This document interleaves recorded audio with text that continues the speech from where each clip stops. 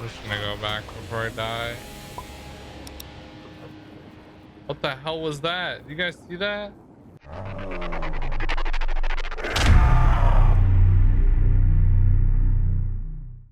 Hey, what's up, soldiers? My name is GregFPS, the Zombies Extraordinaire, and welcome back to another video here today on the channel.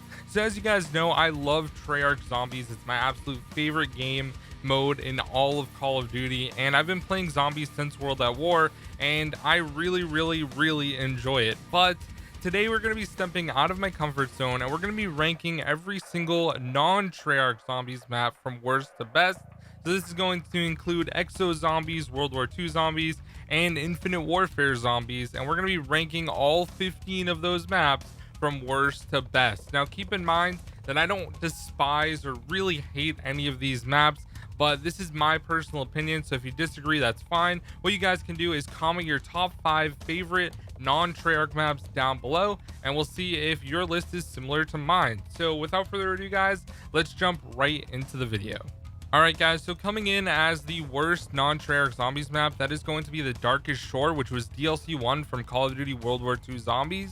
Now, to be honest with you guys, I really don't like the fog on this map, and the bosses, the Moochlers or whatever, are really annoying, but this map did some things that were actually really cool and different, like going to different areas of the map for the boss fight through the mine carts, and that was really awesome. There was like a secret room. This map was really creepy and dark, and I thought it was really interesting as well, especially solving the Easter egg. It was very fun, but I wouldn't ever go out of my way to go back and play this map, so for that reason it comes in here at the number 15 spot. Coming in at the number 14 spot is going to be the Tortured Path, which was also from World War II Zombies. Now, this was the one that had 3 different distinct maps as DLC 3 that you would go on one map, complete the Easter egg, go on to the next one. Now, the thing about this was you needed to complete all of them in public matches, one after another, which made it really difficult for a lot of people to end up getting the achievement to complete all of these. And not only that, but they didn't actually unlock the specific maps until after DLC 4 over 2 months later, which made no sense to play as basic survival maps. Now, the whistling started becoming a problem for me all the way on the first map, and ever since then, and especially on the Tortured Path when they spawn in on like round 3 or 4, because everything was accelerated because it was only 10 rounds per map, it just made it really unfun for me, I think. And overall, it was a good idea, but it just wasn't executed very well. So that's why it comes in here at the number 14 spot.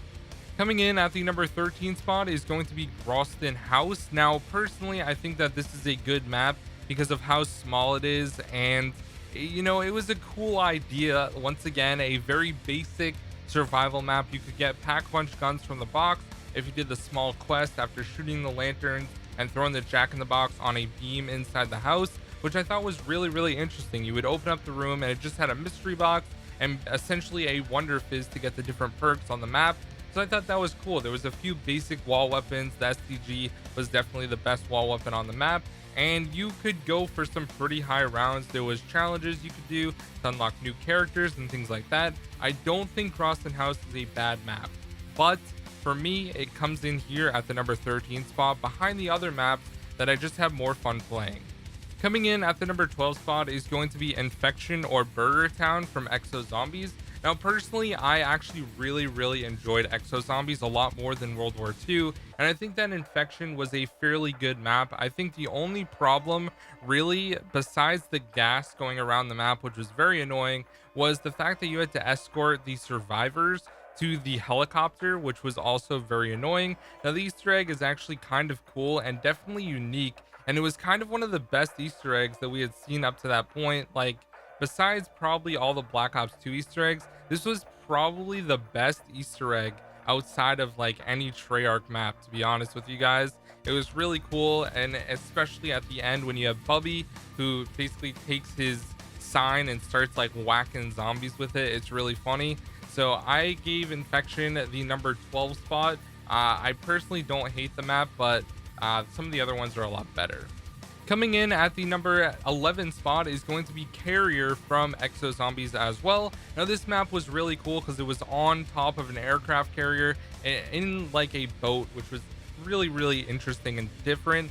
Now the cool thing about this map is at the start of the game they split it up just like Barak. So if you're playing co-op, then you'll have different people on either side, which I think is really nice and really cool as well. And overall, the Easter egg for this map was really fun. I distinctly remember the step where you're drunk and you have to go through kind of a maze on the map and you can't touch the lasers or else you need to restart. And I thought that was a very interesting step and really cool. Once again, the Exo Zombies Easter eggs were actually really good. So that comes in here at the number 11 spot.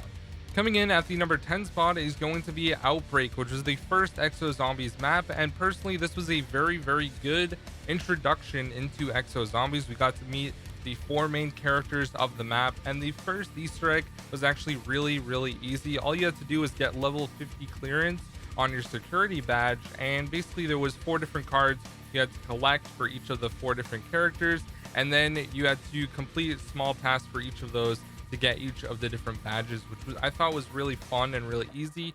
And personally, I liked and enjoyed this map so much that I actually ended up doing speedruns a while back on this map. So I thought it was really cool, and personally one of my favorites, and it comes in here at the number 10 spot. Coming in at the number 9 spot is going to be The Beast from Beyond, which was DLC 4 of the Infinite Warfare Zombies. Now, overall, I think that this map was really fun, and the really interesting thing about this map is you start off having cryptid spawn, which was definitely really interesting. And I remember going to Infinity Ward to actually play this map before it came out, and I remember Lee Ross having to tell everyone playing how to actually turn on the power to stop the cryptid spawning, because no one could figure it out on our own. We were just that bad at it, and it was actually kind of hard, like, I'm not gonna lie. But overall, after completing the Easter egg and having the final boss fight against Mephistopheles, you kind of understand that this map didn't have to be that great to have 2 really different and distinct bosses. So I thought that this map was really fun, and I definitely enjoyed it. But it comes in here at the number 9 spot. And by the way, Mephistopheles is still the best boss fight in all of Zombies, like, without a doubt. Coming in at the number 8 spot is going to be the Frozen Dawn, which was DLC 4 of World War II Zombies.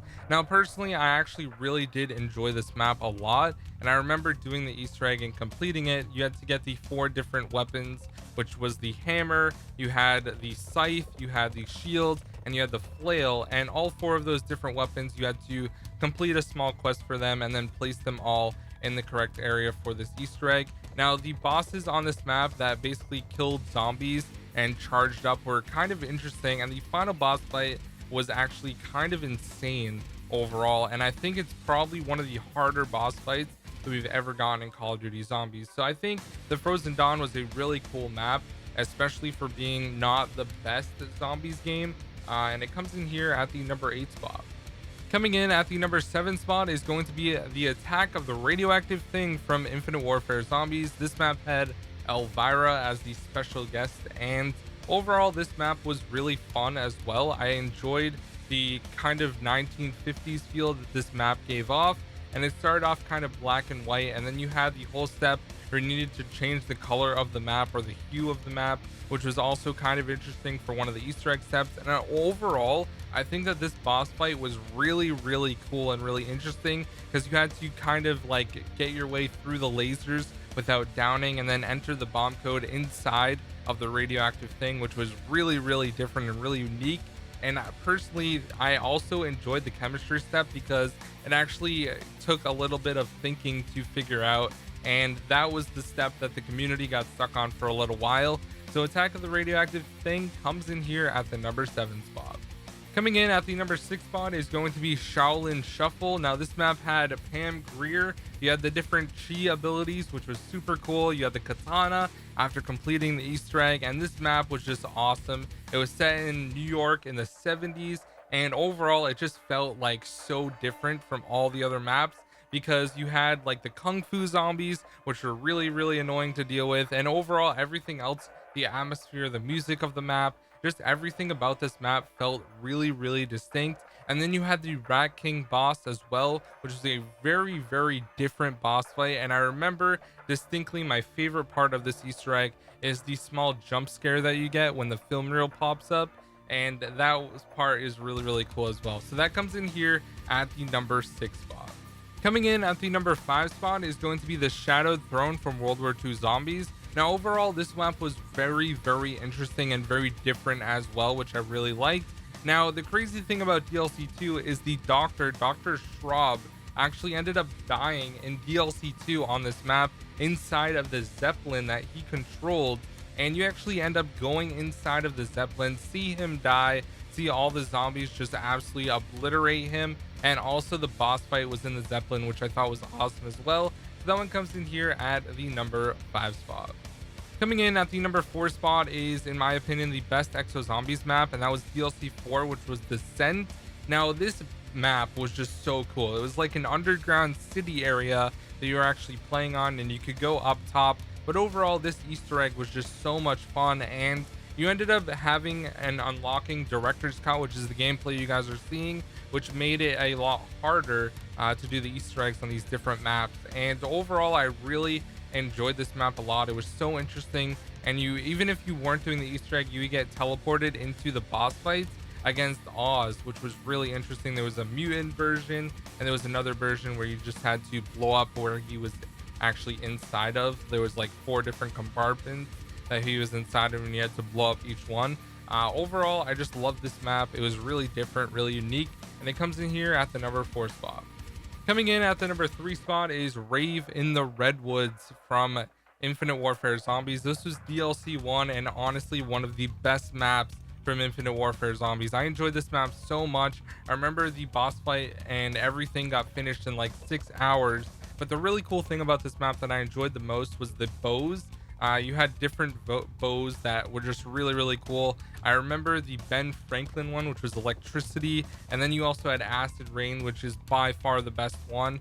And even the traps were really interesting. You could like start the trap, and it was a stage, and all the zombies would come, and then the stage like I guess amps would kill all the zombies, which is also really interesting. So it's a great map, and it comes in here at the number 3 spot.